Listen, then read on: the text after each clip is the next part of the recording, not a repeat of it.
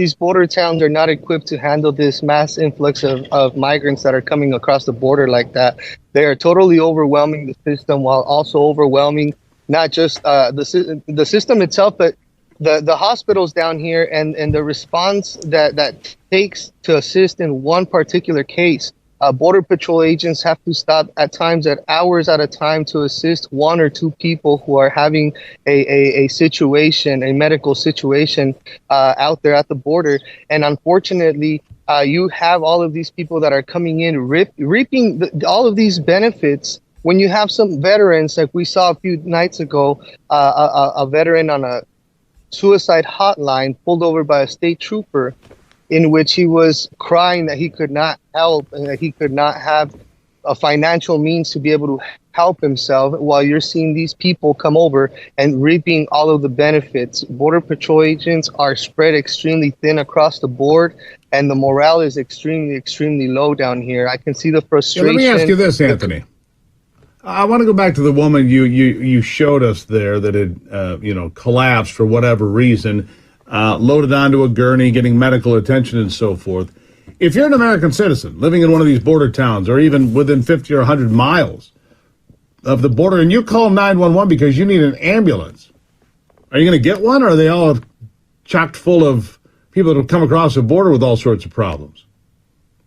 For the most part, they're probably going to be busy at the border. This was just one of multiple instances that happened just last night. And last night we saw a decrease than what we've been seeing on the previous week, because it's Sunday. Sundays is a slower day for transportation on the Mexican side of the border. So it does slow down the amount of tourist buses coming into the opposite side of Yuma.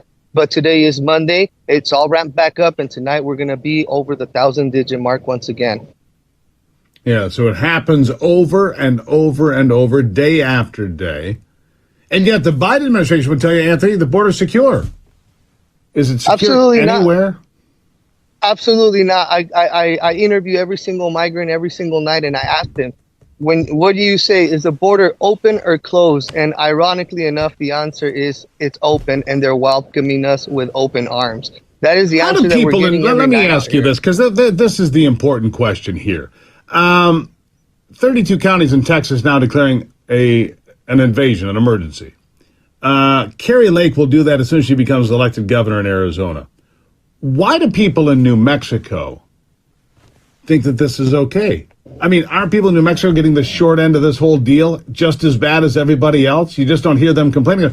What is wrong that somebody would continue to vote for Democrats that have no respect for our border, no respect for our Constitution, no respect for citizenship?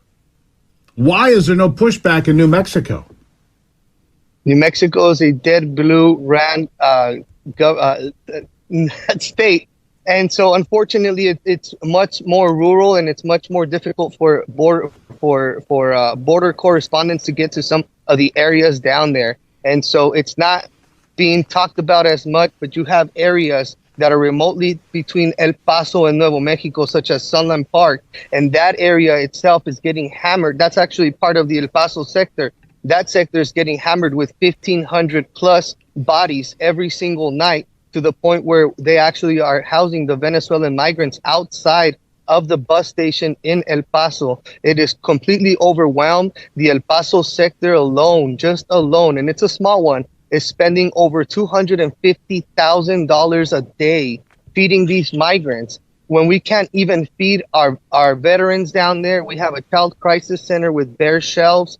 Our Veterans for Nonprofit organization, I know, is bare shelves. They actually give our veterans nuts and peanuts as help every month because they don't have the resources to be able to give them more than that. It is a slap in the face to Americans. And as a first-generation American, I've yet to meet a legal citizen, a legal migrant, that is okay with what's happening on the southern border.